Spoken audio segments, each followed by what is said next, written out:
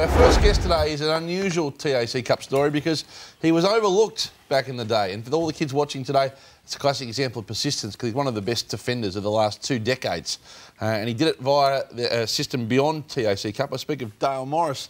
Good to see you, Dale, and welcome. Cheers, thank you. Congratulations on your return to action this year after your broken leg. And we're going to get into your journey, but it's amazing to think that if you look at the TAC Cup system now, that you missed out on that opportunity but still made an unbelievable career for yourself. Yeah, when I was younger, I was always led to believe that you have to play cannons to make it into the AFL, and obviously that's all that I knew.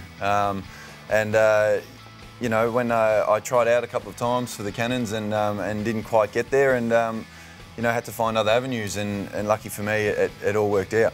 We've had a great career. Sorry, player, to jump in. You had a real setback with a broken leg into your 30s.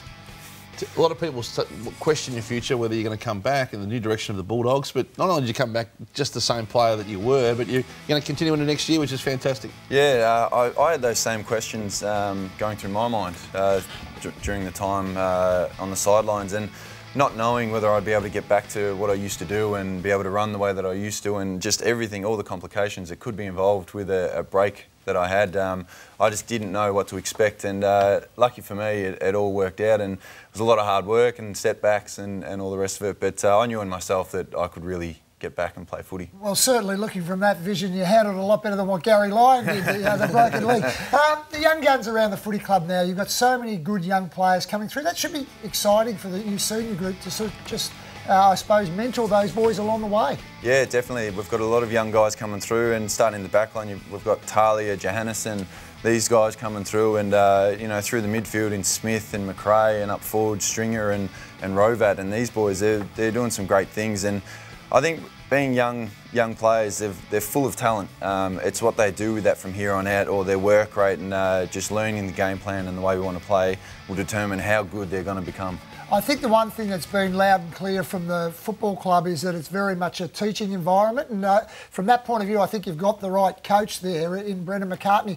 Heard him speak at the Rising Star, and I thought he was absolutely magnificent the way that he handled himself, and to me, he just sort of seems such a level person and a good teacher. Yeah, week in, week out, win, lose or draw, he'll come in with the same messages, the same temperament, and he doesn't ebb and flow each week, and that's what it creates a great learning environment for all our young guys, and they're really absorbing everything that he says. And he used to be a teacher as well, so he's used to dealing with young kids, and he's doing a great job at the footy club, and everyone's learning something new. We've got the old guys in Gia and Boydie and Griff that, you know, they're learning some new things along with the young guys.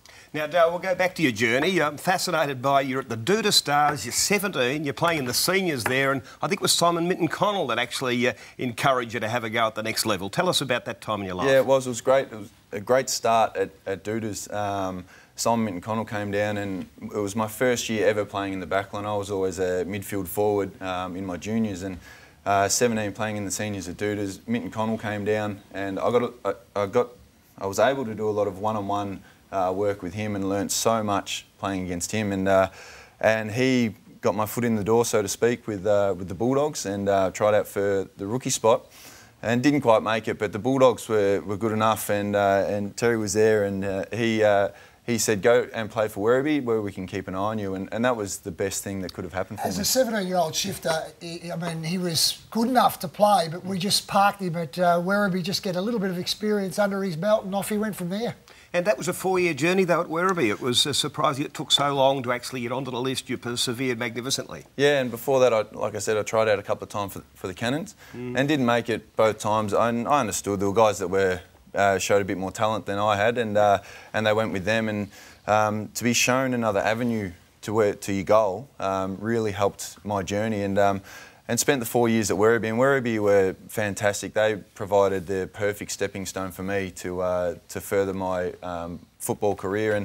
And I looked at it this way, that my goal was to play AFL footy, and if I didn't make it, I was going to have the best crack that I could, just go every opportunity that was possible in front of me, and if I didn't make it, then I would be a better football player because of it, and I can go home and say, well, I gave it the best shot that I could have. With that alignment now with Williamstown, do you still get an opportunity to keep an eye on how Werribee going with them in the prelim finalists today against Box Hill? Yeah, I've always got another eye on Werribee. I hold them close to my heart because of everything they provided for me, and without them I wouldn't be sitting here right now, so I don't forget where I've come from. And there's, I talk to guys from Werribee that still work there, and I'll always have that connection, and they're a great club, and like I said, they provided me the opportunity, and with teams going along the ways of having their own VFL, AFL and VFL teams, there's going to be more and more opportunities for kids out there. So if they don't make it in the Cannons or the Jets or wherever they're trying out,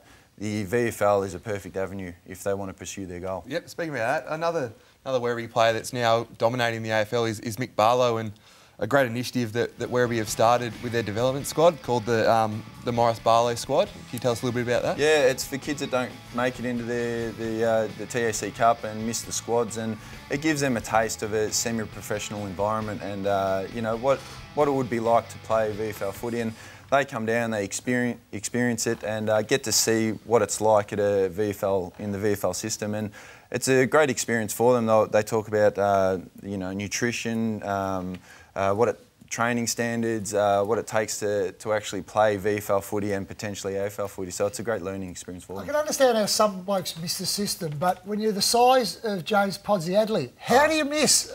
Yeah, he's one of the best stories going around, and to be trying year after year, and I played with him at Werribee, and even then I couldn't believe that he wasn't on a list, and then to get the opportunities that he's had, he's done remarkable things, and to play in a premiership, and it's the feel-good story, and everyone's so happy for him that he was able to get that premiership. So he's done some great things, and more to come.